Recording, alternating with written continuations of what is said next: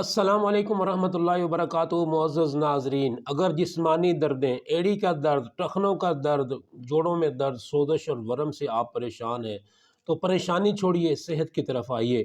इस वीडियो को complete watch कीजिए, इंशाअल्लाह अल अज़ीज़ आपका मसला हल हो जाएगा।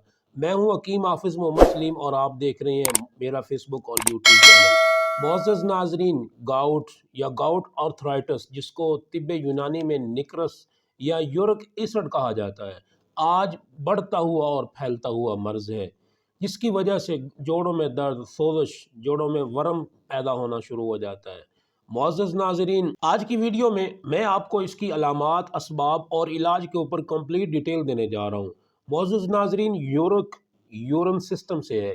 यूरिन सिस्टम में एक ख़ास किस्म का तेज़ाबी मादा बढ़ना शुरू हो जाता है, जिसको हम एसिड कहते हैं। यूरिक एसिड इसलिए बना है, तेज़ाबी मादे के बढ़ने से एक ख़ास हद तक तो इंसानी जिस्म उसको बर्दाश्त करता है।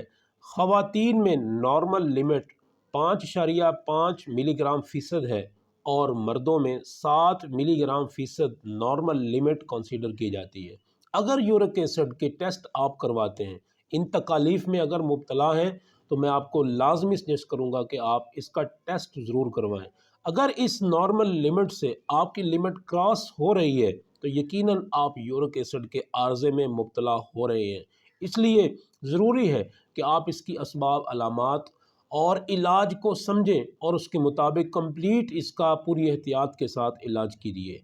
अब आते हैं इसकी अलामात की तरफ। अलामात में जोड़ों का दर्द, सोज़श, वरम शुरू हो जाता है। इसी तरह अगर ये बढ़े तो फिर यूरिन सिस्टम में एसिड बढ़ना शुरू हो जाता है। गुर्दे मुकम्मल तौर पर उस एसिड को छान नहीं सकते, इसलिए गुर्दों में भी पत्थरियां बनना शुरू हो जाती हैं और मामला बढ़ते बढ़ते गुर्दों की तकलीफ़, दर्द, सोज़श की तरफ चला जाता है। इसके साथ साथ टखने, एड़ी, पाँव के अंगूठे और उंगलियों के कुर्ब जवार में दर्दें शुरू हो जाती हैं। जोड़ सूजना शुरू हो जाते हैं और सूजन और दर्द की वजह से चलना फिरना, उठना बैठना मुश्किल हो जाता है। जोड़ों में यूरिक एसिड के क्रिस्टल लगने की वजह से उनकी मूवमेंट, हरकत मुतासर होती है। पेशाब की तकलीफ़ होती है, पेशाब कम, गाढ़ा, रंग गहरा, गदला और शदीद तेज़ाबी होता है। मरीज़ के गुर्दों में यूरिक एसिड की पत्थरियाँ भी बाज़ औक़ात बन जाती हैं, जो इंतहाई अज़ियत के साथ जिस्म से खारिज होती हैं। अब आते हैं इसकी वजूहात की तरफ। आम तौर पर कहा जाता है यूरिक एसिड बढ़ गया है तो गोश्त बंद कर दो, बिल्कुल ठीक है, लेकिन इसके साथ साथ मुकम्मल एहतियात कीजिए। रेड मीट बंद कीजिए, गाय का गोश्त, बकरे का गोश्त बंद कर दीजिए। सी फूड, मछली और झींगा बंद कर दीजिए। इसी तरह ऑर्गन फूड्स, दिल, गुर्दे, कलेजी, कपूरे बंद कर दीजिए। इसी तरह दालें और अनाज, इन चीज़ों को भी बंद कीजिए। अब आते हैं इसके असल इलाज की तरफ। असल इलाज में आप सब्जियों को ज़्यादा से ज़्यादा इस्तेमाल करें और कोशिश करें कि केमिकल ज़्यादा चीज़ें एहतियात करें, क्योंकि केमिकल से ही यूरिक एसिड ज़्यादा बढ़ रहा है। अगर रेड मीट से बढ़ता है तो फिर उन सब्जियों से भी यकीनन बढ़ेगा, जिनकी अफजाइश केमिकल, खादों और स्प्रे से की गई है। इसलिए अगर आप इस आर्ज़े में मुब्तला हैं तो कोशिश करके वो सब्जियां और वो फल खाइए जिनमें केमिकल ना हो या कम से कम उसकी मिकदार इस्तेमाल की गई हो।